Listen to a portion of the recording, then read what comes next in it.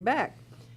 Now, Tim Ballard was going to be on the air with me today, but he put on a program last night for some invited guests in the Salt Lake area. They were very enthusiastic, to say the least, about what he had to say about his book and why it has been written and what it means to all of us at this particular time. And so he's been invited to the higher offices today and could not get on the show. So his partner, Ryan Fisher, is here with us. Good morning, Ryan. Good morning. Thanks for having me. I'm still doing it. What is noon? Noon is good noon. It's not morning. It's not afternoon. It's good noon, right? It's just cold. I don't know. Call it what you will. Cold. So we appreciate your being here. Of course, I want to thank Kyani.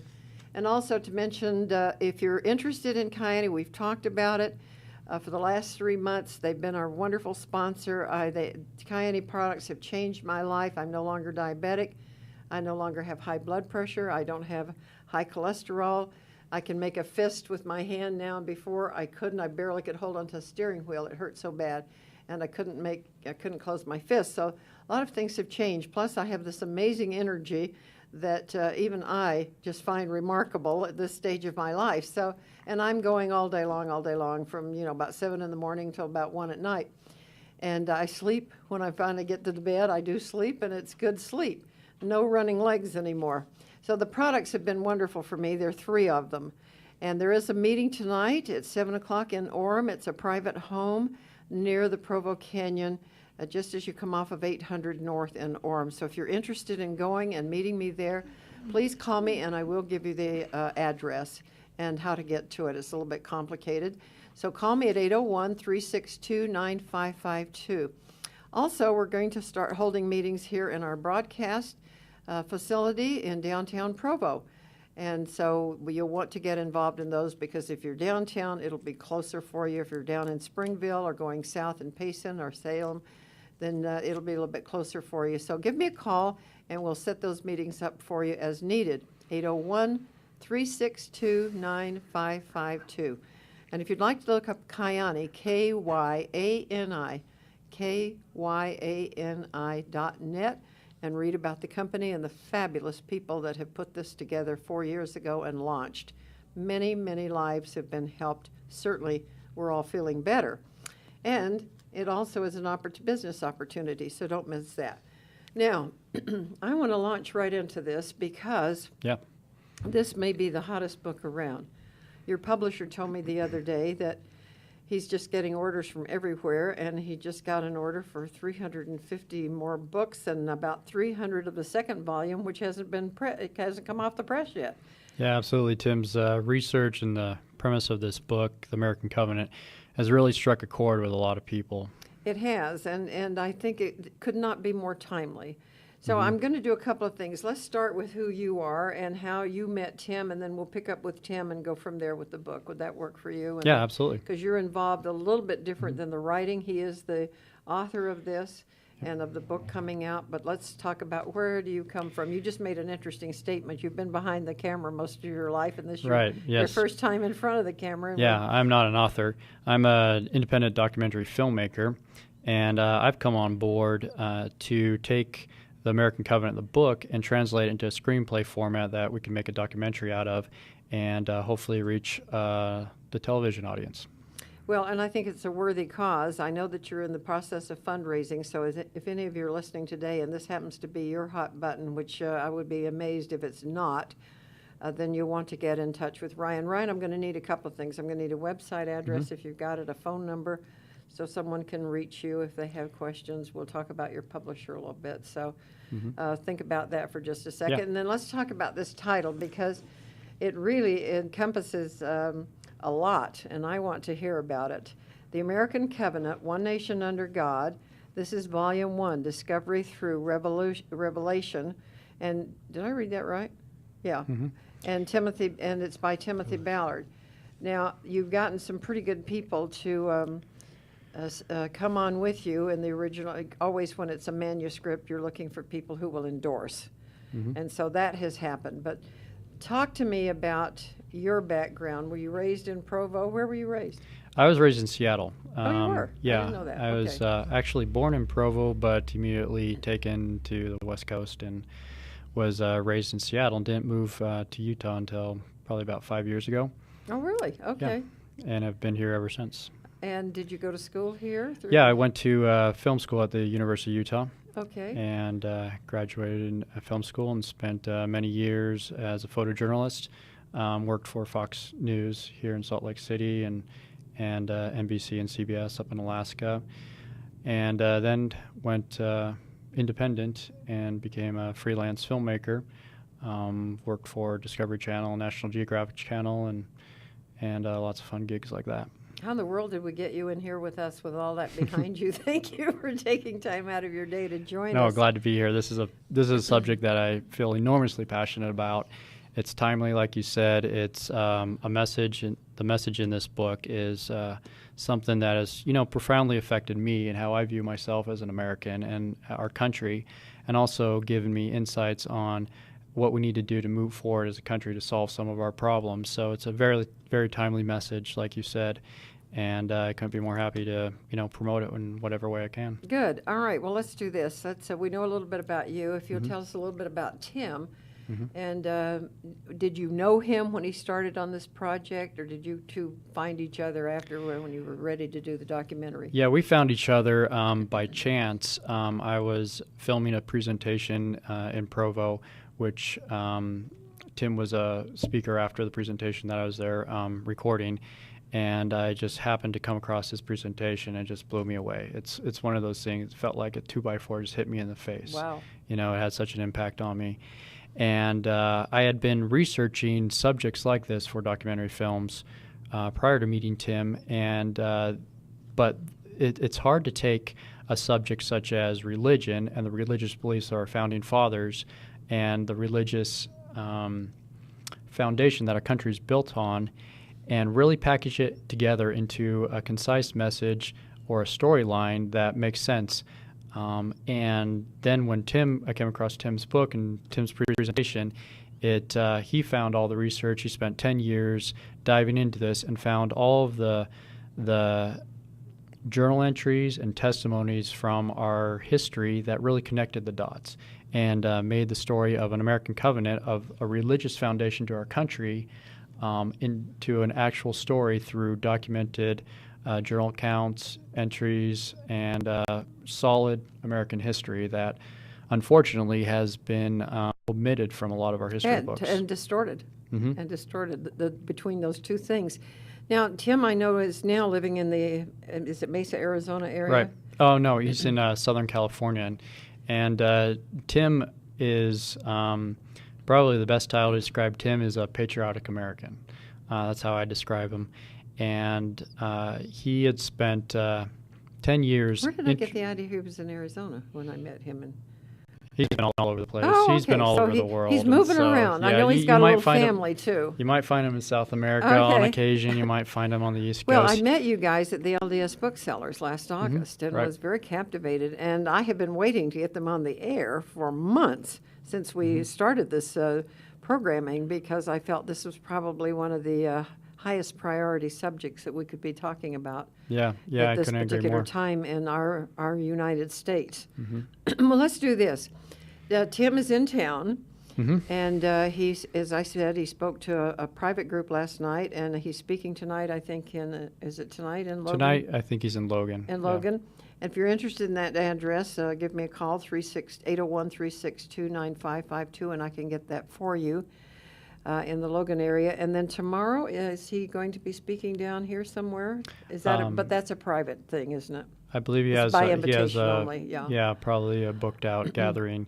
But we'd like to have him come back. We'd like to have you guys come back and, pack in a facility somewhere. I know we were trying to find a place large enough to hold a 500 crowd, and everything is booked in the entire county that would hold that with Christmas things going on. So we'll have to do it after the first of the year, but I look forward to that.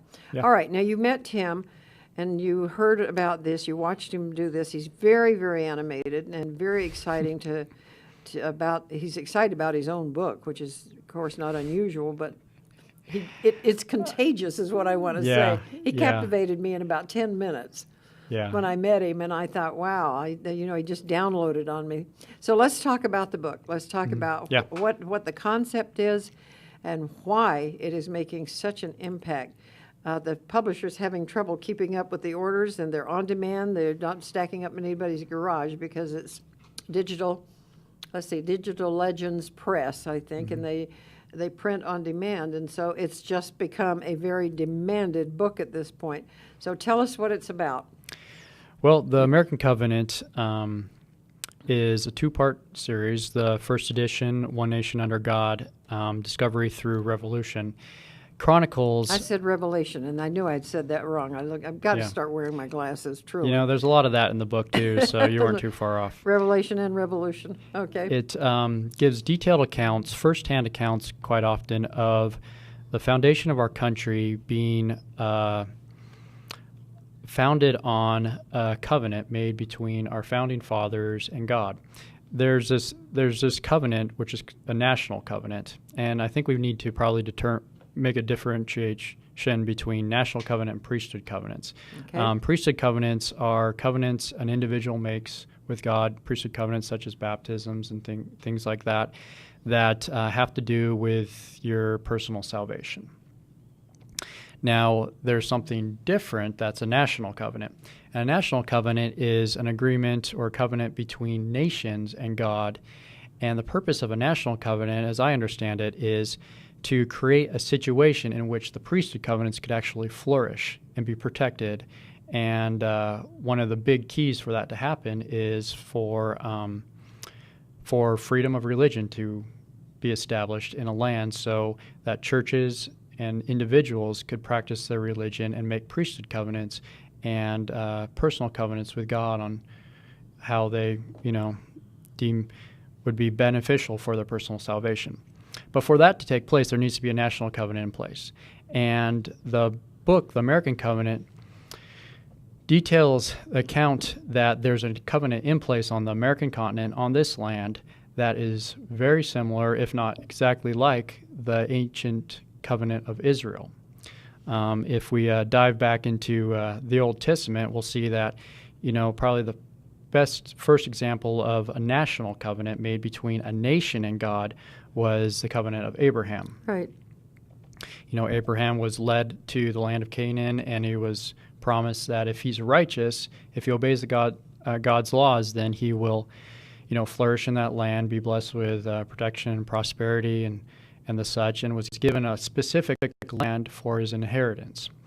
And then that covenant was reestablished through Moses and the children of Israel. And so what we see here is a pattern of God actually being involved in nation building. And this is probably a very new concept for some people because we're so indoctrinated with the idea that there's a separation of church and state in our country, and that, we've grown up believing it. Right, and that God is interested in the personal salvation of individuals, and that's the message of Christianity, which is true. But for that to happen, there also needs to be protection of our priesthood covenants through a national covenant, and God is very much involved in politics in this regard, in nation building. I've had a lady on with me, and we're trying to get her funded so she can come back on the air with us because she in particular has studied the original Constitution, and the original, and it's very, very different than the Constitution being used today. And it does not separate the country from religion in any way, shape, or form in the original constitutional documents. And we've gotten away from it. So that's why I have said, when Tim first talked to me about this, one of the things he mentioned was exactly that we have to have the same type of covenant. How could you have a personal covenant, if you think about it, that's going to work in a land that totally denies it in any part of its national government? All right, read me. Yeah, you've got to hold this up and see this. If you want notes quickly, you glue them in. I love this.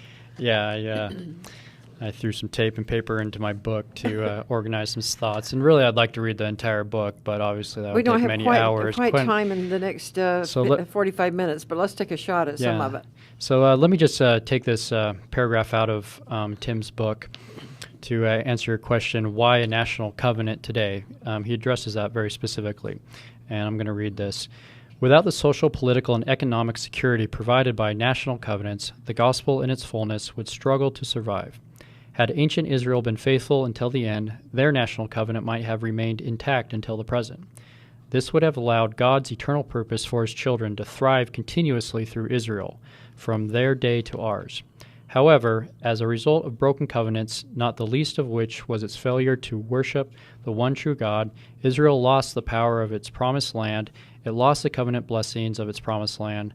So slowly but surely, Israel's liberty, protection, and prosperity faded away, causing it to be destroyed, swept off, and scattered throughout the world. General apostasy from the truth then prevailed the earth.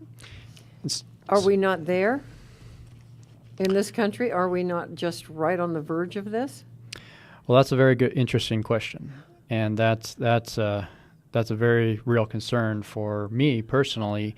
And what I get from the story of Israel is they were the chosen people. They had a national covenant. They had a promised land. They were blessed with protection, liberty. The children of Moses were given every advantage, every blessing that God could bestow upon them at the time. And what we learn from their experience is that their personal righteousness, the righteousness of the country, and the adherence to those laws determined whether they were free or captive, whether they prospered or were, lost all of their blessings. And they knew this and they lost it anyway. Yeah, and unfortunately... Do we not know this, and are we losing it anyway? Well, that's a very real concern for a lot of people. And I think for us to maintain our liberty and our protection and our prosperity, we need to not turn to many of the political dialogues that are going on today, but we need to first get back to our foundation. Our founding fathers knew this. We need to first get back to the religious sentiment of putting the laws of God, our personal righteousness first, becoming a people worthy of the protection, liberty, and prosperity that we've been blessed with and have enjoyed for the last several hundred years. We need to get back to that foundation. And right now, when I listen to all the debates and all the political dialogue going on right now, it's not even entered into the discussion. Not even. In fact, there are a lot of feelings against it. Yeah, and that's why this book is so timely. I mean, if we just need to go back to the foundation of our country. I mean, if you look at the Revolutionary War and the events that led up to that, they were in a very dire situation. I can't even imagine the economic turmoil that the Revolutionary War caused, the political turmoil, the social. It was an event like few others that we've experienced as a country. They had very serious challenges. And our challenges haven't gotten to that seriousness in today's day, but our challenges are subject to the very same influences that there were. And all we need to do is turn back. I think we can benefit so much from looking at our founding fathers and their understanding of what our liberty and protection Hold on just a resulted minute. on. If you've just joined us, this is Ryan Fisher with me, and we're talking about Timothy Ballard's new book that has really just impacted a number of people, certainly in the state of Utah, but elsewhere, and it's going to make itself to the White House, I promise you. It may be trashed there, hopefully not, but it is certainly of value. It's an amazing value, and Tim wasn't able to be here with us. He is in town, and he did speak last night, but there are demands on him now from that the information he imparted last night. He's speaking with people that are looking forward to helping get this book marketed worldwide, but particularly in this country. So the name of this book is The American Covenant, One Nation Under God. And so Ryan has kindly joined with me today when Tim was unable to be here, and he's explaining this book. Also, he's very involved in the docudrama that they're going to make of this book and hopefully get it out on television so that we can get it to as many people as possible, as many eyes as possible on it. So I'm sorry to interrupt you, but I know No. people just joined, wonder who you are. So That's who you are, and let's go, Ryan. You were getting ready to read us. Anything you read out of here, I'll be thrilled, because it's such an amazing book. Yeah, I really could just at random open up a page and start reading a paragraph and get amazing truths and very keen insights. Tim has compiled so much research that was just not in the consciousness of our country and not in our history books. That he's was such shaken a it tragedy. He has shaken it up with this book. Yeah, it's interesting. The next quote I was going to read that kind of sums up our founding fathers' understanding of this national covenant comes from George Washington himself. Let's listen to this. We ought to be no less persuaded that the smiles of heaven can never be expected on a nation that disregards the eternal rules of order and right, which heaven itself has ordained. Try and get that in the White House today. Yeah.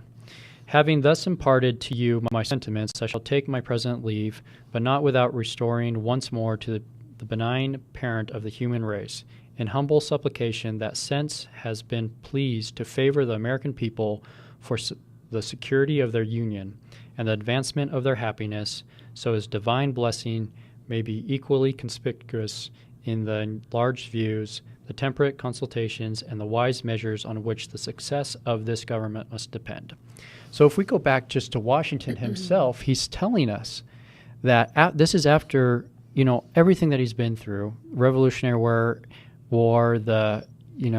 everything that they went through, the colonists. He's telling us his testimony is the success of this government must depend on God's endorsement of what we're doing and who we are and our righteousness as a country. One of the things that, let's tell them who's, I don't know if you can get a close-up of this or not, Kelly, but the portraits that he has on the front of this, do you want to talk about who they are and how they kind of fit into this? Yeah, absolutely. On the cover, we have Moroni and George Washington, Joseph Smith, and Abraham Lincoln. And, the story of the American Covenant really didn't begin with our founding fathers. The American land has been here for a very long time, and there's been people that have inhabited this area for a very long time. And since the covenant is tied to the land and the people that inhabit it, the people that inhabited the American continent before the colonists came aboard were also subject to this American covenant. It's really tied to the land. That's what's really important to this. And so on the cover we have the representation of a prophet from the Book of Mormon who lived on the American continent and wrote extensively on the dealings of the Nephites and Lamanites. They're people who are the descendants or the ancestors of the modern American Indians. They were subject to this American covenant. They had many wars, many challenges, and their prosperity, their liberty, their protection all hinge on their obedience to the American covenant that they made. And in fact, I could probably read to you their testimony from that covenant. Kelly, did you have a close-up then of the book? I missed that. Yeah. Oh, great. Thank you. To the radio audience, you, of course, can't see this, but we've just described what is on the cover, and then it also has the dome of the White House on the bottom part of the page, and the whole thing is surrounded by stars. The colors are kind of a wine color and a gold. So if you go in and look for it, you're going to find these great men and their portraits across the top of this. So we hope that you'll take time. I know that Deseret Book has this in every store. And can you get it online? Yeah, you can get it online. You can get it from either Digital Legend. Okay. DigitalLegendPress.com. Or it's either Digital .com? Legend Press or DigitalLegend.com. Okay. Or just go to theamericancovenant.com Okay. and you can find links to So where you can find the book. theamericancovenant.com, you can get it that way. Is there a phone number if someone has a question? And by the way, Tim is here for a few days, but he's moving around the country, and if you'd like to have him in your community, then you want to get hold of Ryan, who helps set those dates up for Tim. So is there a phone number they can get hold of you? Yeah, I could be reached at 801-602-7863. And Okay, Tim let's is give very... it let me give that a second time. 801-602-9, is that right? 7863. Is Right. that right? 602-7863? Right. Yeah, and I Okay. can put you in contact with setting up a fireside presentation or a speaker engagement. I know Tim loves to talk to as many people as possible, so he's very Well, eager. and they go away in just amazement, and the books fly off the shelf the next day. It's been really an extraordinary experience. So, all right, let's go on with this story because I want to hear as much about it as we can today on the air and share that. Also, this program is archived on pat.utahvalleylive.com. And if you just go on and you want to find a show that's been on, it just says other shows or past shows underneath. Click on it and then pick out the one you want. So I expect this to have a lot of play after it's been on. Please share with your friends. One of the things that I am really really interested in doing is educating and entertaining on this hour that I have.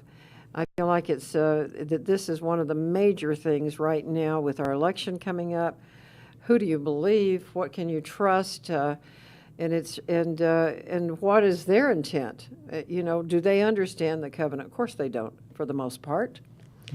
But I think the more we know, the wiser we can be about the choices that we make in the near future. Yeah, I hope that our political candidates understand the covenant. An interesting caveat is in the White House, it is written on one of the fireplace mantles, "Let the pulpit resound with the doctrine and sentiments of religious liberty." And let me continue. It That's continues to interesting. say, in the state dining room in the White House is this prayer: "I pray to heaven to bestow the best of blessings on this house," referring to the White House, "and all that hereafter inhabit it. May none but the honest and wise men ever rule under this roof." And that's in a mantle in the White House, right? Carved right into it. It's pretty. Well, they've missed some things. We've all missed some things, and I'm grateful for this book. I'm grateful for you and for Timothy for taking the time. And he's a young man with a small family. You are too, and Yep. you're working diligently. I know that he spent 10 years of research, as you mentioned earlier. He had mentioned that to me. Yeah, he's got a full-time job with the CIA, and Right. Well, I wasn't and going to mention that, but that you did. Okay. and six kids right behind that. So he's got a lot on his plate, but felt compelled to write about this, and I'm very thankful Well, that he and did. he gets to see things from a different angle than we do with his daytime job, as they say. And then his insights have been remarkable. So let's share some more from his book, Timothy Ballard's book, The American Covenant. Yeah, absolutely. Well, continuing the story of this covenant that began in ancient Israel and was played out there and unfortunately ultimately lost, it was reestablished in a new land, and the story of that covenant was documented in the Book of Mormon.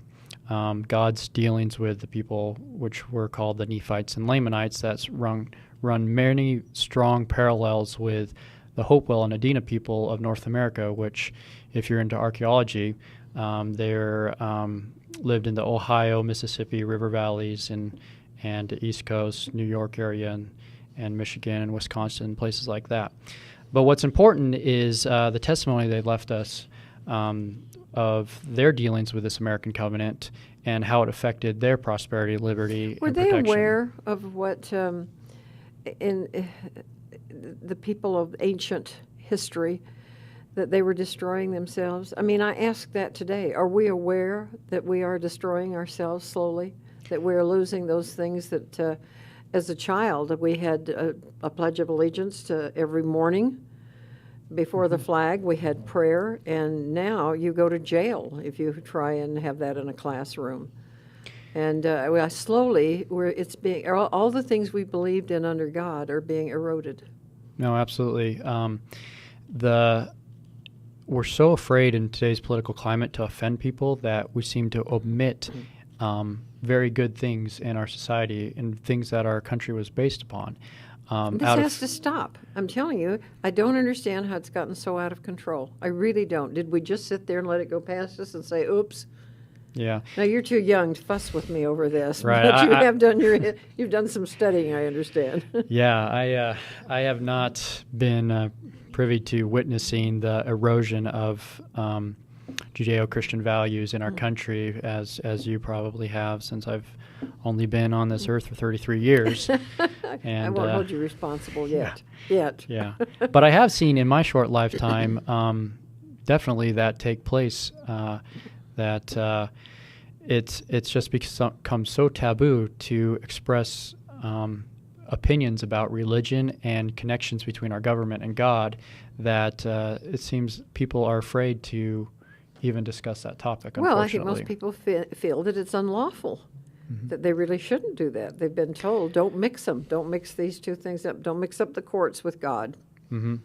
Yeah, and unfortunately, there's how I understand it is, the Judeo-Christian values that were ingrained into our founding fathers, that they believe personally, and that they felt inspired to write into our Constitution, write into the Declaration of Independence, the Bill of Rights, put in as foundations of our government. They those principles have been reduced ever since then, and so much to the point now where you can't even, people are afraid to call a Christmas tree. It's a holiday tree now. I spent 4 hours the other day looking for Christmas cards that had anything but holiday on it. And it's all holiday. And, deer jumping over trees and such things. I have yet to find a beautiful Christmas card depicting anything about Christ. I know they're out there. I'm still hunting. But it has been an effort, and I remember years ago that's all we found, and that was wonderful. And beautiful paintings, reproductions on Christmas cards of famous paintings of Christ, and I think, what in the world happened?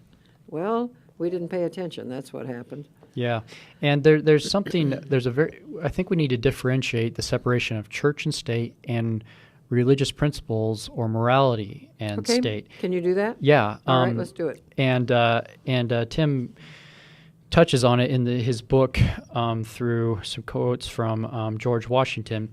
Now, the separation of church and state is absolutely mandatory, and I fully support that in the sense that our government should not support or encourage any specific church above any others. I understand that, but should we wipe it out entirely? Right, but we don't go so far as to completely oppress any church or sentiment or oppress the religious or moral principles that our country was founded on. And George Washington, I'm going to read a quote that I think demonstrates this. This is after the Revolutionary War. George Washington made this declaration, and I find it very, very interesting. He says, "May the same wonder-working deity who long since delivered the Hebrews from their Egyptian oppressors, planted them in a promised land, whose providential agency has lately been conspicuous in the establishing these United States as an independent nation, still continue to water them with the dews of heaven and make the inhabitants of every denomination participate in the temporal and spiritual blessings of that people whose God is Jehovah." And I agree. Keep that thought. We'll be right back. We're going to a commercial break here in just a second. And I'm visiting with Ryan Fisher, and we'll be back in just a minute.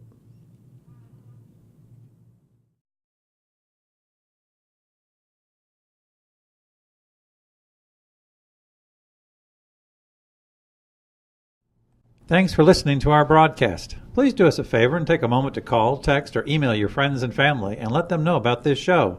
We're live on this radio station, KHQN AM 1480, and on UtahValleyLive.com, where this show will be archived for later viewing.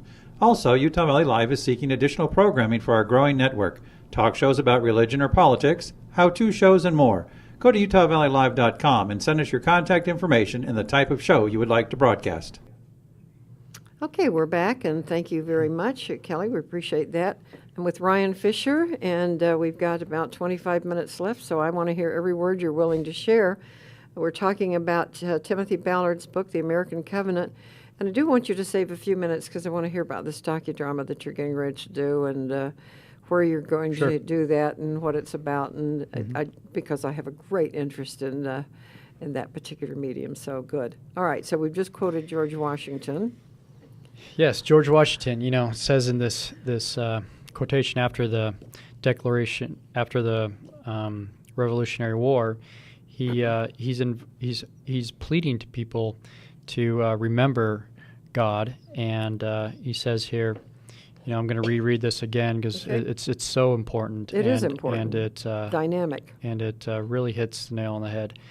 May the same wonder-working deity who long since delivered the Hebrews from their Egyptian oppressors, planted them in a promised land, whose providential agency has lately been conspicuous in establishing these United States as an independent nation, still continuing to water them with the dews of heaven and make the inhabitants of every denomination participate in the temporal and spiritual blessings of that people whose God is Jehovah.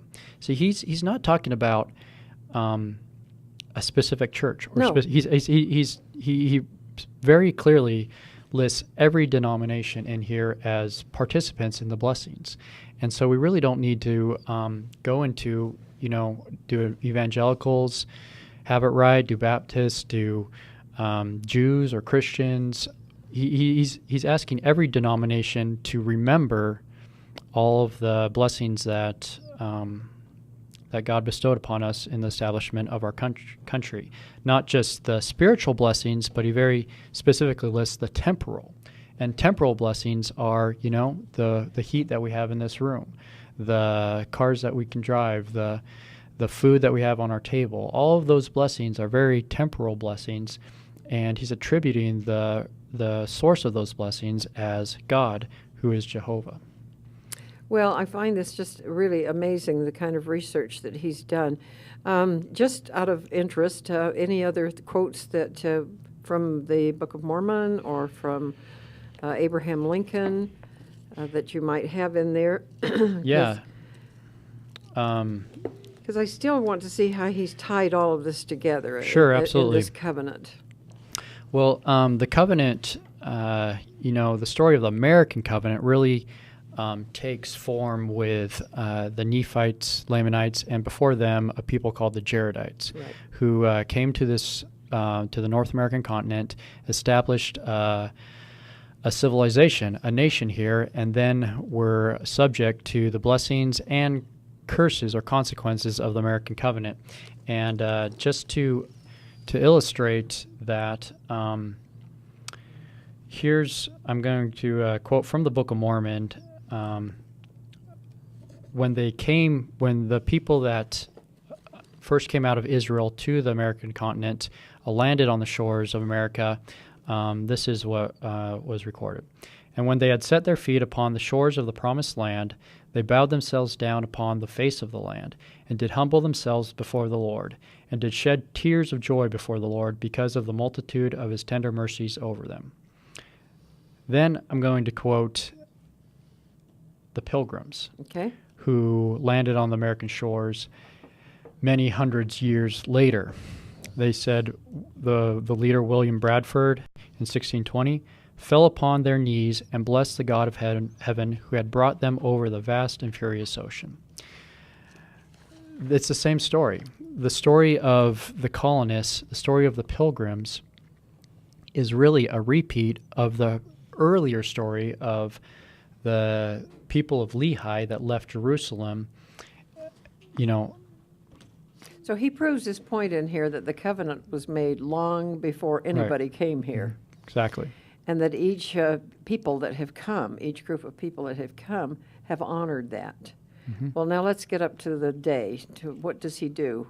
Does he take us all the way up to modern time, to where we are now? Yeah, Volume 1 goes through the Revolutionary War and the establishment of America, the Constitution, Declaration of Independence as being... Now, does he break that down in here? What does he tell me how he handles that? Yeah, he very carefully brings together the research.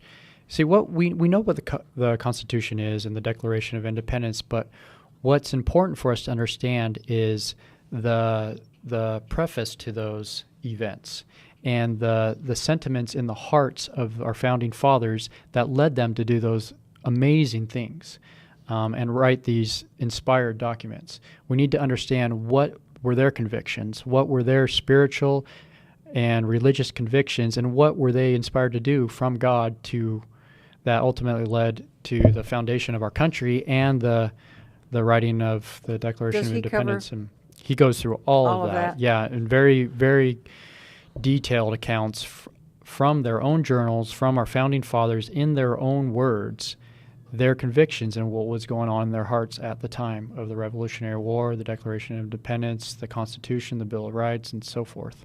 Wow, all in this volume. All in Volume 1. Then Volume 2 goes into the Civil War and the story of Abraham Lincoln, who I was, and this is, I wish we had more time to go into it, because the story and the testimony of Abraham Lincoln reaffirming the American covenant and being converted to the American covenant is a story that, Hollywood cannot write fiction that is more dramatic and more amazing than the story of Lincoln. Are you going to be able to take a piece of that for your docudrama? Oh yeah, absolutely. In fact, part 1 of the 3-part screenplay dives right into Lincoln's own personal life and his conviction and what was going on in his heart when the Civil War erupted, and how do we come out of that?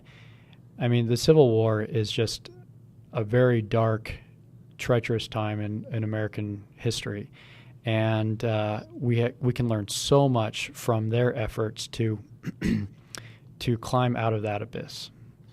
As my audience knows, I was raised in South Carolina, so we grew up with the Civil War, and there are still places today, and certainly as a child, that we experienced a lot of animosity still, but a lot of hurt feelings and a lot of anguish over father killing son and son killing brother. And I mean, it was just a horrible, horrible time.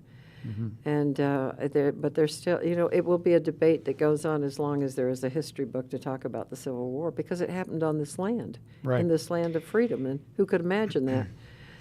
How did we get to that point? So that in itself is a whole, I know history buffs that are still untangling the Civil War and what happened there. Yeah, and the crucial key to understanding the Civil War is understanding the American covenant. It's so interesting. If we understand the covenant of Israel that God made with Israel and their responsibility, that plays directly into our responsibility, because that covenant was reaffirmed on the American continent by our founding fathers and our colonists and pilgrims, and that affected the Civil War and what that was all about. And we can't understand the Civil War until we understand the covenant in place and the consequences.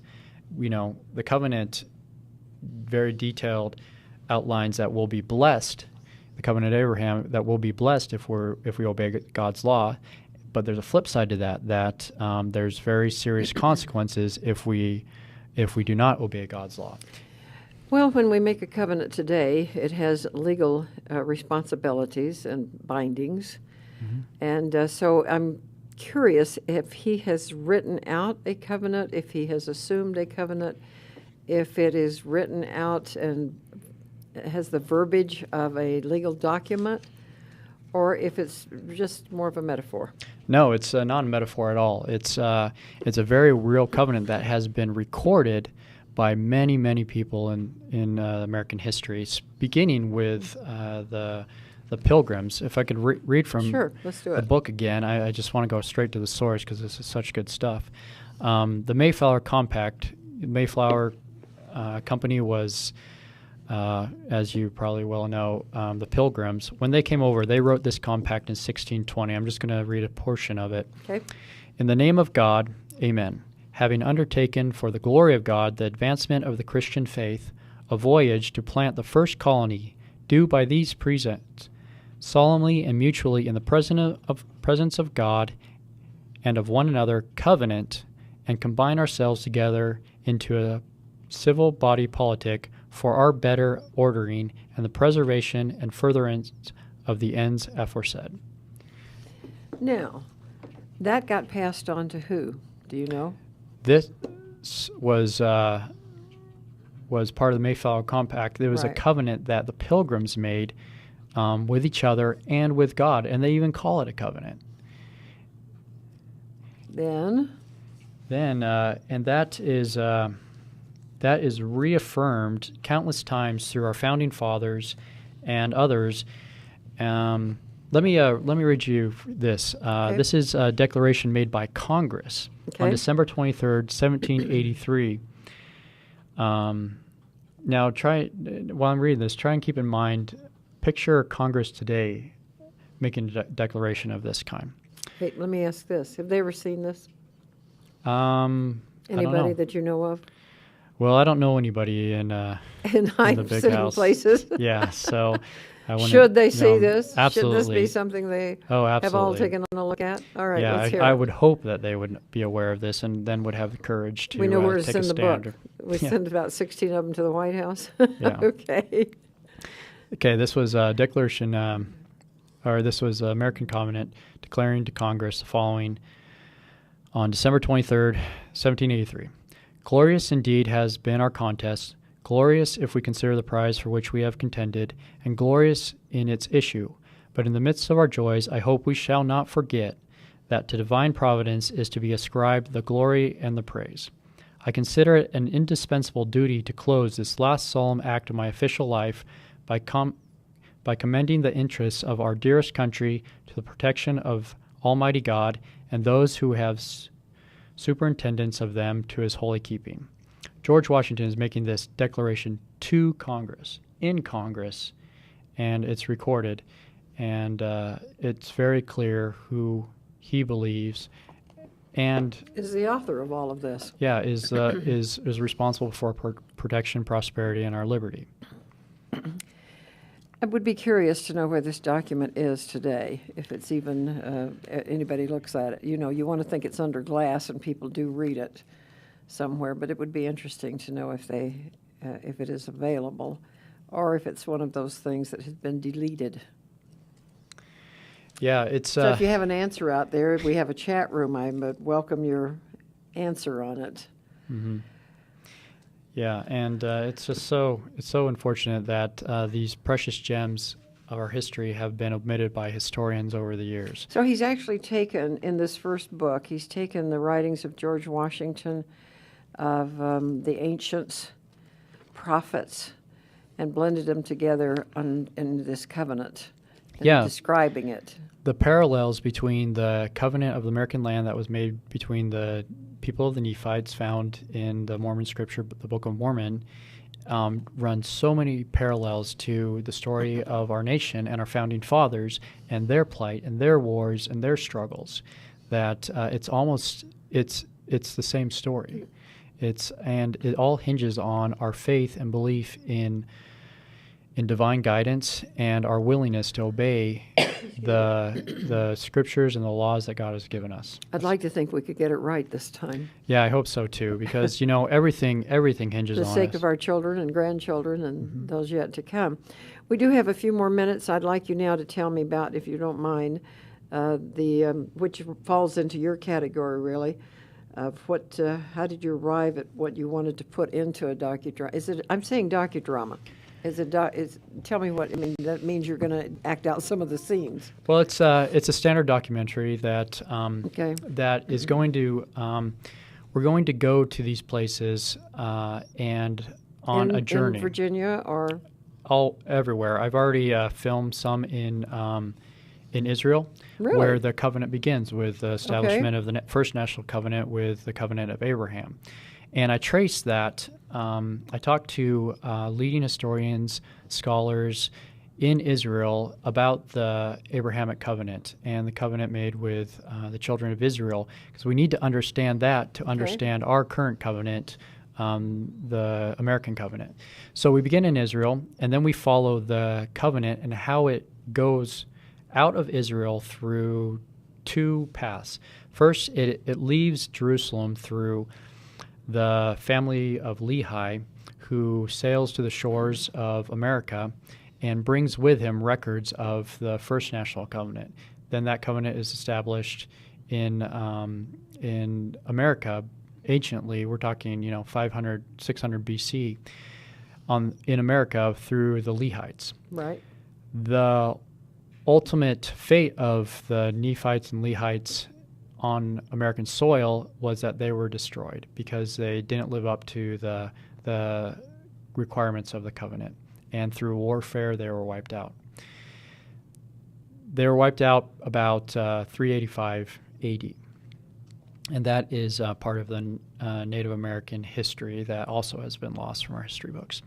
But fortunately, we have the Book of Mormon to fill us in on that. Then the other way the covenant leaves Israel is through the tribe of Ephraim, who is taken captive by the Babylons and scattered to northern Europe. And they are the ancestors of the Pilgrims, who understood that they were reestablishing the American covenant by coming to America. They were reestablishing the Abrahamic covenant in America, Okay. and we're calling it now the American covenant to differentiate the two. They brought that. They understood that, in fact, they named their city Salem after Jerusalem. They were calling it the New Jerusalem. And they also understood that the Native Americans of North America had Israeli ancestry. Now, I know I'm throwing a lot of information at you at once, but you really got to read the book to get the full story. Tie all the dots together. Yeah.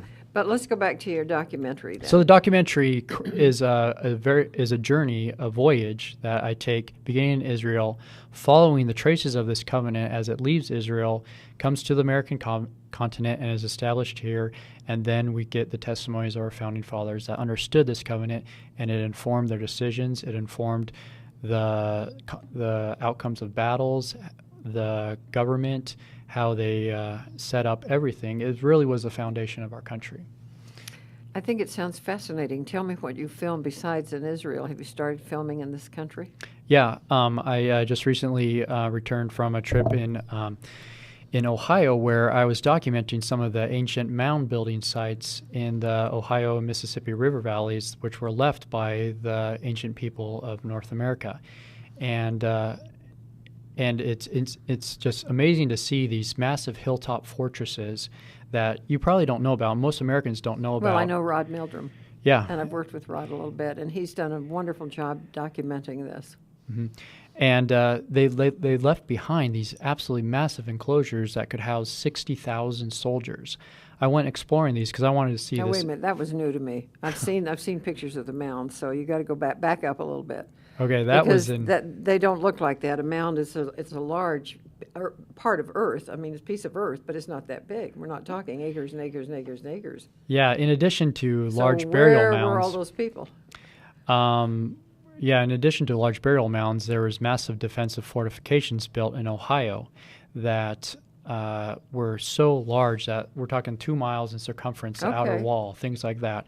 So that very clearly established there's a very large, vast civilization living in the Ohio, Mississippi River valleys, and the parallels of that culture run very closely with those that you find in the Book of Mormon through the Nephites and Lamanites. So what does it tell me is that there's evidence of a connection between the ancient covenant that was established by the Nephites and Lamanites in America and the American covenant reestablished by the Pilgrims, Puritans, and founding fathers of our country, and that this is a story that's been going on for a very long time. What do you have left to do on it?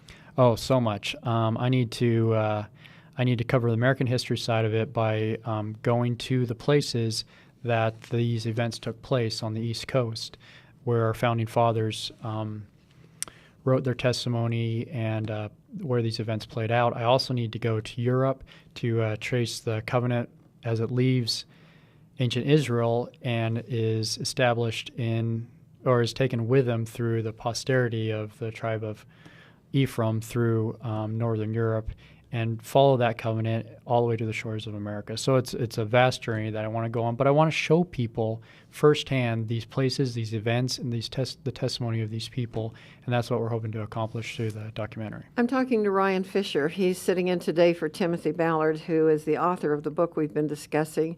He, however, is the, do I say director, producer of the documentary? Right now, I'm everything, and I'm cleaning the bathrooms too.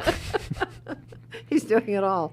And they're raising funding. If you would like to get in a hold of Ryan, you can call me 801-362-9552, 362-9552, or Ryan has a number direct you can call, 801-602-7863, 602-7863. Are you living right here in Provo? I live in Cedar Hills, just north of Cedar here. Hills, so down the I'm road a local. piece, Yep. as they say. Mm-hmm. And you're going to be spending a good bit of your time, I guess, on this, and you do need the funding fairly quickly, so I'll see what I can do to help you. Yeah, well, we want to get this message out to the entire nation, because what's so important about the message of this American Covenant is it's not necessarily a message for Mormons or for Christians. It's for everybody. It's for everybody Oh, yeah. because everybody that lives in America Should be concerned. needs to be aware Yeah. of the forces that affect our liberty, prosperity, and protection, regardless of the denomination. And one thing that I see in our political climate now is so much discord and just, pulling apart at the seams. We really need a common purpose. And I see the American Covenant, our understanding of this, being Wonderful. a factor that really can tie together our Congress and our president and our nation and unite us in a cause that we can all get behind. And I think you've said it very, very well. Thank you very much. Kelly, why don't you take us out with our Kiani commercial, if you can do that again? And appreciate you working the board for us. I'm going to suggest, do not hesitate. Go find this book. It's in the Deseret bookstores. You can get it from Digital Press, and is it digitallegend.com. Is that what it is? Yeah, digitallegend.com, or you can just go straight to the website, theamericancovenant.com. Theamericancovenant.com. You need to have this. This is a book that you and your children and your family should discuss. Make it a holiday must to give this away. As Ryan has just said, this is a common cause for all of us, regardless of our religious beliefs or lack of them. We need to understand what has happened, how it's going to be happening in the future if we don't get it pretty quick. So thank you, Ryan, for being with me today. I appreciate it. And give Tim a hello for me, would you please? Thanks for having me. Thank you. Thanks for being with us, and we're going out on a commercial. Thanks so much. Are you an athlete looking for a natural boost to your workout? Have you studied up on the benefits of nitric oxide production to your performance? Then you'll want to try Kiani's Nitro Extreme. Nitro Extreme promotes cardiovascular health and improved blood flow, supports muscle contraction and relaxation, as well as nerve transmission. I use Nitro Extreme right before I lift weights, and I've never been stronger in my entire life. If you don't try Nitro Extreme, you'll never know what you're missing. Call 801-362-9552 to order yours today. That's 801-362-9552.